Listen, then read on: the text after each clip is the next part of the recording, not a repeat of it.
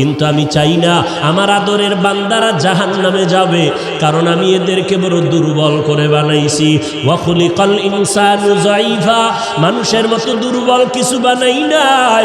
এই মানুষ এতটাই দুর্বল, সূর্যের গরম সইতে পারে না, মশার কামড় সহ্য করতে পারে না। এই মানুষগুলোকে আমি আল্লাহ চাই না ওরা জাহান্নামের আগুনে জ্বলবে, ওরা কবরে গিয়া মাটির চাপা খাবে।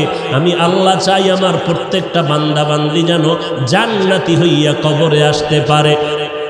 এরপরেও যারা মেজাজটা গরম করিয়া দুনিয়ার মোহে পড়িয়া আমি আল্লাহর সাথে গাদ্দারি করিয়া আলেম ওলামাদের বিরুদ্ধে চলে যাবি, তোরা একটু শুনিয়া রাখ, আল্লাহর কোরআনের ঘোষণা শুনিয়া রাখ।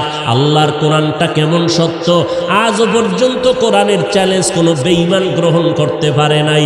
আজও পর্যন্ত কোরআনে একটা ভুল কেউ বের করতে পারে নাই। ওই কোরআনটা এত সত্যই যে বিধর্মীরা চ্যালেঞ্জ দিয়া কোরআনের ভুল বের করতে গিয়া কালেমা পরে মুসলমান হয়ে গেল, হিন্দু মুসলমান হলো, ইহুদি মুসলমান হলো, খ্রিস্টানেরা মুসলমান হলো, বৌদ্ধ ধর্মের লোকেরা মুসলমান হয়ে গেল। আমার নবী কেমন সত্যবাদী নবী, 63 বছর জীবনে ভুলেও কখনো একটা মিথ্যা কথা বলেন নাই। ও এলাকার মুসলমান, একটা মানুষ দ্বিতীয় একটা মানুষের নাম বলো। এত আদর্শের গান গাইলা, আব্রাহাম লিঙ্কনের আদর্শ, মাও সেতুনের আদর্শ, লেনিন কালমার্সের আদর্শ, প্লেটোর আদর্শ, এমন একটা আদর্শের গার্ডিয়ানের নাম বলো যেই বান্দার জীবনে মিথ্যা বলে নাই।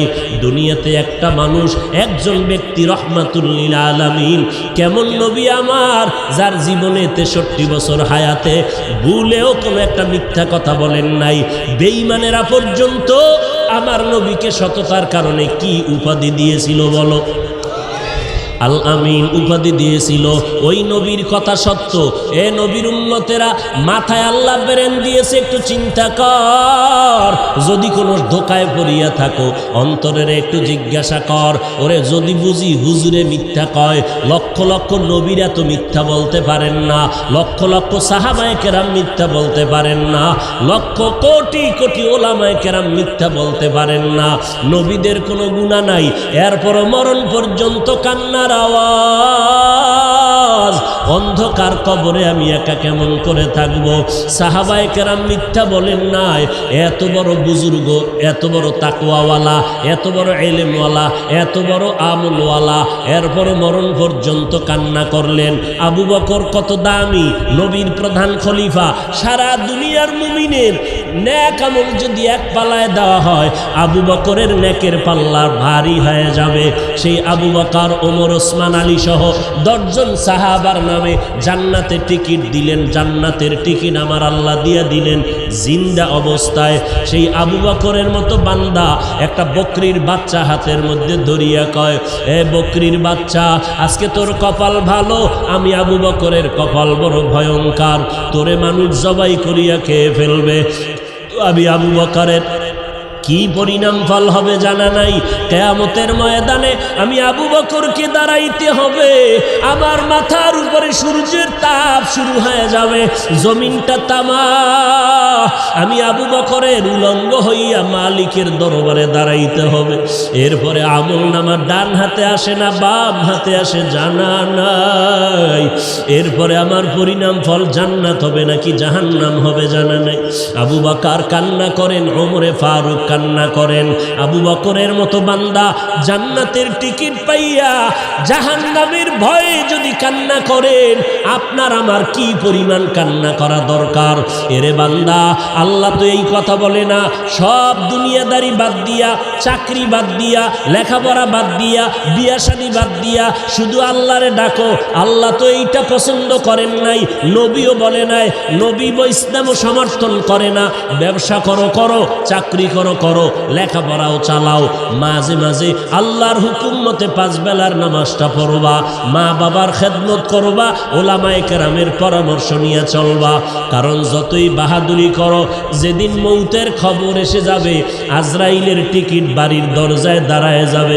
অ্যাম্বুলেন্সের মতো সিগন্যাল যখন শুরু হয়ে যাবে, ওই দিন যখন ডাক এসে যাবে, কে ধনী কে গরিব, কে মূর্খ কে শিক্ষিত, কোনো ভেদাভেদ নাই।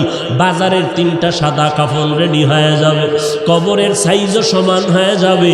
কাফনের মধ্যে প্যাকেট করিয়া যখন জানাজার খাটিয়ে উঠাইবে, কে পীর কে মূর্খ কোনো মুরিদ ভেদাভেদ নাই, কে ওস্তাদ কে ছাত্র ভেদাভেদ নাই, কে ধনী কে গরিব কোনো ভেদাভেদ নাই। কবরের দেশে নিয়ে যখন কবরে রাখিয়া সবাই মাটি দিয়া বিদায় হবে, আর একটা আয়াত পড়িয়া চিৎকার দিয়া বলবে, মিনহা খলাকনাকুম ওয়া ফিহা নুঈদুকুম ওয়া মিনহা নুখরিজুকুম তারাতান উখরা। সবাই চলে গেল। ওই কবরে 2 ফেরেশতা হাজির। ফেরেশতা আসিয়া মাথার মুষ্টি খুলবে, পায়ের মুষ্টি পুরাটাই খুলবে। 3টা প্রশ্ন তোমাকে আমাকে করবে। সমস্ত মানুষের বেলায় 3টা প্রশ্ন।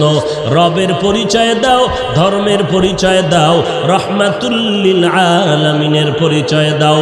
মদিনার নবী বলেন, যারা দুনিয়াতে রবের গোলামি করে যাবে তারা কবরে গিয়া জবাব দিবে, রব্বি আল্লাহ, আমার রব একমাত্র কে? দুনিয়াতে যারা ইসলাম মেনে চলবে কবরে গিয়া জবাব দিবে, দীনিয়াল ইসলাম, আমার ধর্মের নাম কি?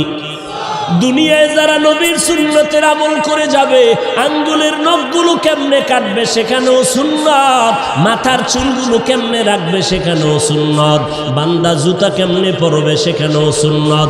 সুন্নতের আমল করিয়া যারা কবরের বিছানায় শুয়ে যাবে, একটা রাস্তা বানাইয়া মদিনাওয়ালা নবীকে দেখাইয়া বলবে, চিনো লোকটাকে, চিনো নিরে কবরওয়ালা বলো।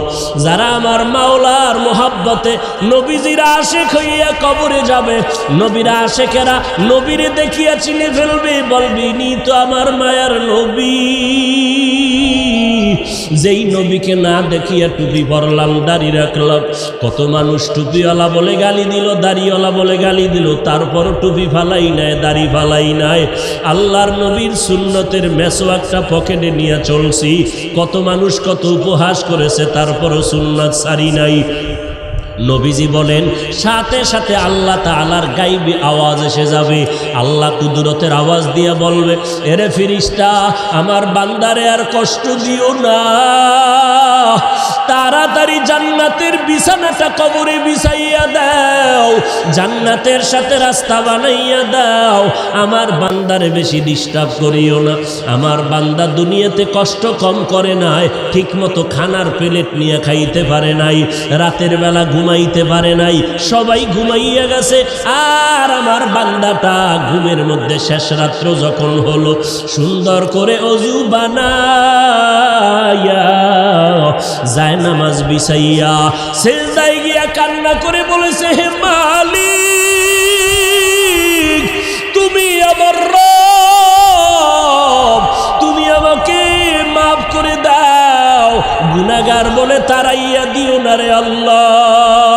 এই বান্দাটা সারা রাত জিহ্বাটা দিয়া জিকির করে করে কাটাইতো। এই বান্দা রাস্তায় হাঁটতো, আবার মাঝে মাঝে আমি আল্লাহরে ডাকতো। খানা খাইতে বসিয়াও আহ আহ বলে শব্দ উচ্চারণ করত। অন্তরের মধ্যে একটা জ্বালা ছিল, মালিকের কোথায় গেলে পাওয়া যায়। এই বান্দা আলেম ওলামা পাইলে দৌড়াইতো, কোরআনের বয়ানের আওয়াজ পাইলে দৌড়াইয়া যাইতো। এরে খালি কান্নার আওয়াজ। আল্লাহ পাক বলবে, আর দেরি করিও না, তাড়াতাড়ি আমার বান্দারে ঘুমের ব্যবস্থা করে দাও। জান্নাতের হাওয়া বাতাস পাইয়া আমার বান্দা জাহান কবরের মধ্যে আরামে ঘুমাবে, কেউ ডিস্টার্ব করবে না, কিয়ামত পর্যন্ত আমার বান্দা ঘুমাইতে থাকবে। মদিনার নবী আফসোস করে বলেন, যারা রবের গোলামি না করিয়া কবরে যাবে, ইসলাম না মানিয়া কবরে যাবে, সুন্নতের আমল না করিয়া কবরে যাবে, এই কবরে যাওয়ার পরে নাফার 3টা প্রশ্ন করা হবে। রবের পরিচয় দাও, ধর্মের পরিচয় দাও, রহমাতুল লিল আলামিনের পরিচয় দাও। যখন এই প্রশ্ন করা হবে, মদিনার নবী আফসোস করে বলে, গুনাহগার তো জবাব দিতে পারবে না, শুধু একটা শব্দ বলবে, হা হা লা আদরি, হা হা লা আদরি। আফসোস, বড় আফসোস, আমি কিছুই জানি না, কিছুই জানি না। নবীজি বলেন, সাথে সাথে আমার আল্লাহ গায়বী আওয়াজ দিয়া বলবেন, কুদরতের আওয়াজ দিয়া, এ কবরের ফেরেশতা, এই নাফরমানের আর সুযোগ দিয়া লাভ নাই। আমি আল্লাহ দুনিয়াতে কম সুযোগ দেই নাই। আমার দেওয়া চাঁদের আলো, সূর্যের আলো ভোগ করলো, আমার দেওয়া পানি, আমার দেওয়া বাতাস, আমার দেওয়া নদীর মাছ, গাছের ফল খাইয়া, জমিনের ফসল খাইয়া এই কপাল পোড়া একবারও আলহামদুলিল্লাহ বলে নাই। ওলামায়ে কেরাম পায়ে ধরে ধরে নামাজের কথা বলতো। এই নাফারমান গুনাহগার আজান শুনিয়া একবারও মসজিদে গিয়া নামাজ আদায় করে নাই। এমন কপাল ভরা নিজেও টুপি পরে নাই, যারা টুপি পরতো তাদেরকেও পছন্দ করে নাই, নিজেও দাড়িটা লম্বা করে নাই, যারা দাড়ি লম্বা করতো তাদেরকেও পছন্দ করে নাই, নিজেও পর্দা করে নাই, যারা পর্দা করতো তাদেরকেও পছন্দ করে নাই, নিজেও পাগড়ি পরে নাই, যারা পাগড়ি পরতো তাদেরও পছন্দ করে নাই, নিজেও আমি আল্লাহর জিকির করে নাই, যারা জিকির করতো তাদেরকেও পছন্দ করে নাই।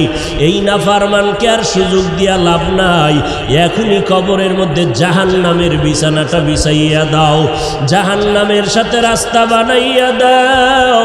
জাহান্নামের আগুন কবর ভরে যাবে, একটা না দুইটা না 70 থেকে 99টা সাপ কবর এসে ভরে যাবে। মদিনার নবী বলেন, ও দুনিয়ার মানুষ, জাহান্নামের কথা যখন কানে আসবে, আল্লাহর কাছে ক্ষমা চাওয়ার চোখের পানি ছেড়ে তওবা করো। এরে বৃদ্ধ বাবাজি, ও পর্দার আড়ালের মা বোনেরা, ও যুবকেরা, কয়দিন আর যৌবনের বাহাদুরি করবা? এই দুনিয়া কিছুই না। ওরে আমার মাওলার ধরা তো বড় কঠিন। এই মহামারীতে কত প্রাণ চলে গেল রে বাবা। ওই সাদা কাপড়ের প্যাকেট যেদিন হয়ে যাইবা, কে আপন কে পর কেউ সাথে নাই, সবাই জামাটা খুলিয়া বেলেট দিয়া গেঞ্জিটা কেটে রেখে দিবে। ওই মাটির কবরে যখন নিবে, কেমনে তুমি কবরে একা একা থাকবা? আজকে বাতি ছাড়ায় অন্ধকার রুমে একা থাকতে বড় ভয় পাই। ওরে আল্লাহর বান্দারা, একটু নিজের গুনার দিয়ে তাকাইয়া তওবা করো, আর আমার আল্লাহকে ডাক দিয়া বলো, হে মালিক, এই ময়দানে আমার মতো অপরাধী কেউ নাই। কপাল বুঝি পুড়িয়া গেল, গুনার কারণে দিলটা পাথর, চোখে পানিও নাই। আয় আল্লাহ, দিলটা নরম করে কান্নাওয়ালা চক্ষু দান করে দাও। আমার আল্লাহর ধরা বড় কঠিন। অন্ধকার কবরে বান্দা যখন যাবে গুনাহগার, আল্লাহর নবী বলেন, আমার আল্লাহ রাগান্বিত হইয়া কুদরতের আওয়াজ দিয়া বলবেন, এরে কবরের মাটি, এই গুনাহগারের দুই পার্শ্ব থেকে জোরে জোরে চাপ দাও। এত জোরে চাপ দিবে পাঁজরের হাড্ডি চুরমার হয়ে যাবে। ও আল্লাহর বান্দার একটা মশার কামড় সইতে পারি না। ওই কবরের চাপ কেমন করে সহ্য করবি রে মুমিন? জাহান্নামের ভয়ে যদি আম্বিয়ায়ে কেরামরা কাঁদতে পারেন, সাহাবায়ে কেরামরা যদি কবরের আযাবের ভয়ে কাঁদতে পারে, আমাদের কপাল কি পুড়িয়া গেল? না জানি কারো বরদোয়া কপালে লাগলো। চোখে কেন পানি নাই? জাহান্নামের ভয় নাই। ওরে চক্ষু দুইটা বন্ধ করে আল্লাহকে ডাকো, আর বলো, হে মালিক, গুনাহগার হইয়া ময়দানে বসছি, গুনাহ নিয়ে আর ময়দান থেকে ঘরে যেতে চাই না। আয় আল্লাহ, গুনার কারণে আমার হাত না পাক, আমার জিহ্বা না পাক, আমার চোখ দুটো না পাক। আয় আল্লাহ, আপনার মতো দয়াময় কেউ নাই। আয় আল্লাহ, গুনাহগার বলিয়া তারাইয়া দিয়েন না রে আল্লাহ। আর গুনার কাছেও যাব না, মা বাবারে কষ্ট দেব না, নামাজ ছাড়ব না, বেপরদায় চলব না, দাড়ি কাটব না, ওলামায়ে কেরামের বিরোধিতা করব না।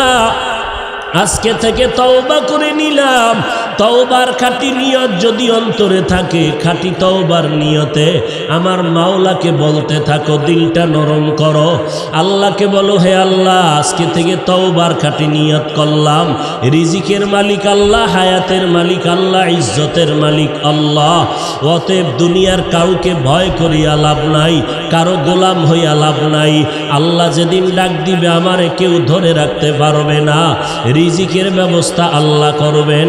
অতএব রিজিকের জন্য কারো পায়ের কাছে যাওয়ারও প্রয়োজন নাই।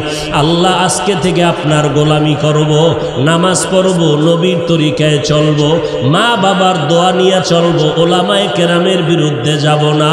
তওবা করার যদি খাঁটি অন্তরে নিয়ত হয়, মুনাফিকি যদি না থাকে, খাঁটি তওবার নিয়তে দুটো হাত আল্লাহকে দেখাইয়া দাও। আয় আল্লাহ মেহেরবানি করে হাতগুলো কবুল করে নেন, তওবা কবুল করে নেন, তওবার উপরে মজবুত হইয়া চলার তৌফিক দান করেন। আমিন।